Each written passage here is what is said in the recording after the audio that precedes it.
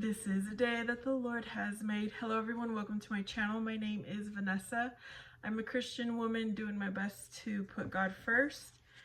I am a mom and I wanted to share with you all the children's stories of the Bible from the Old and New Testaments. It was a book given to me the Christmas I was 9 years old. It introduced me to Jesus, to God, to all the stories of the Bible, which led me to want to read the real Bible. So I want to read every single chapter. It will be one chapter per video. If you want to read this with your children, feel free to do so. Enjoy. We are in chapter 12. This is a chapter about David. God was not pleased with the way Saul was leading the Israelites. He told Samuel the prophet that he was going to choose a new leader from among the sons of Jesse, the Bethlehemite. Samuel sent for Jesse and his sons. When the men stood before him, Samuel received no sign from God that any of these men were chosen to be king. Samuel said to Jesse, "Are all your sons here?" And Jesus replied, "They are all here but the youngest, who is at home tending the sheep." At Samuel's request, Jesse sent for his son immediately. The boy's name was David. He was very handsome, with red cheeks and beautiful eyes. And God said to Samuel, "Arise, anoint him, for this is he." Then Samuel took a horn of oil and anointed David in the presence of his brothers and father. From that day on, God blessed David and made him strong. King Saul knew that he had lost the favor of God, and often he was bothered by evil thoughts. One day, when Saul was very unhappy, he asked his servant to find a man who could entertain him by playing the lyre, which is an ancient instrument that resembles a small harp. Saul's servant told him about David, the son of Jesse, who was very skillful at playing the lyre. Saul sent his messenger to Jesse and said, "Send David, your son, to me." Jesse sent David with bread, a skin of wine, and a kid to give to Saul. Then David played the lyre, and Saul's evil thoughts disappeared. David found favor in Saul's eyes and agreed to remain in Saul's service. The Israelites were still troubled by the Philistines. The champion of the Philistines was a giant named Goliath. Goliath towered over the rest of the people. He wore a bronze helmet, a heavy coat of armor, and steel coverings for his legs. He carried an enormous spear. Goliath said to the Israelites, "Choose a man for yourselves and let him come down to me. If he is able to fight with me and kill me, then we will be your servants." Every day David visited his father's house in order to feed the sheep.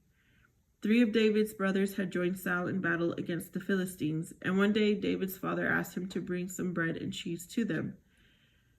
David took the food and greeted his brothers on the battlefield. As he stood talking to them, Goliath the giant came out of the Philistines' camp and repeated his words, as he had been doing for 40 days. No man in all of Israel would come to fight the giant. The people were so afraid when they saw Goliath that they fled from him. When David observed how the giant held the Israelites in fear, he was very moved and his courage grew. David visited Saul and said to the king, "Let no man's heart fail because of him. I will go and fight with this Philistine." And Saul said to David, "You cannot fight with this Philistine, for you are a young boy and he is a man of war." But David told Saul that he was not afraid. When he was a shepherd, he had fought wild bears and lions who attacked his lambs. David said he would treat Goliath just like a beast of prey. Saul agreed to let David fight the giant. He clothed him with armor and a bronze helmet and put a sword over his shoulder. But David was not used to armor. He could not move because the armor was too heavy for him. So he took off the helmet, the armor, and the sword, and in the place he chose a slingshot and 5 smooth stones from the brook. Then he went to the Philistine camp. When Goliath saw David, he thought that the boy was mocking him, because David was so young and came without armor and the usual weapons. He said to David, "Come to me, and I will give your flesh to the birds of the air and the beasts of the field. And David replied, You come to me with a sword and a spear for protection, but I come to you with the God of the armies of Israel for protection. God will deliver you into my hand, and I will strike you down. Then Goliath came near to meet David, and David put his hand in his bag and took out a stone which he placed in his slingshot. He shot Goliath on the forehead, and the giant fell on his face to the ground. Then David took Goliath's sword and killed him. When the Philistines saw that their champion was dead, they fled, and the Israelites chased them from the land. Saul spoke to David and asked him to remain in his service forever.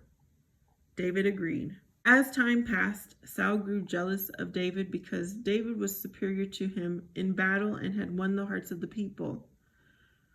Saul feared that David would soon take his kingdom away from him. Twice while David was playing the lyre for Saul cast his spear at him, but David jumped out of the way. Then Saul spoke to his son Jonathan and asked for his help in getting rid of David.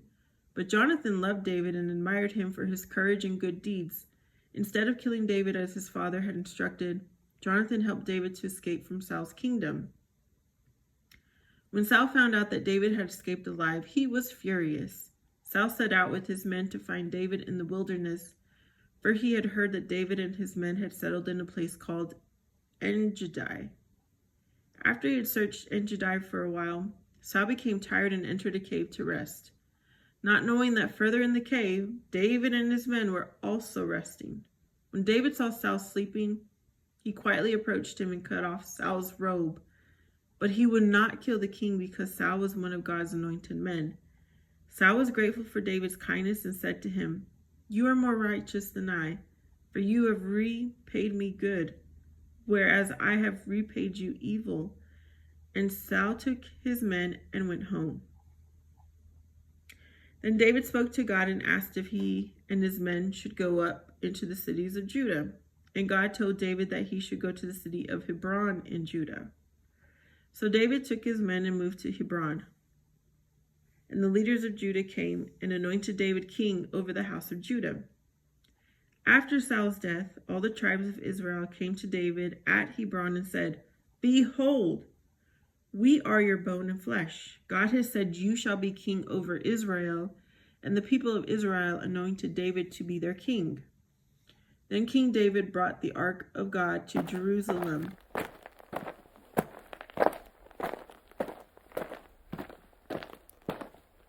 And there was great rejoicing in the city. And so it was that from the city of Jerusalem, David ruled over Israel and Judah for 33 years.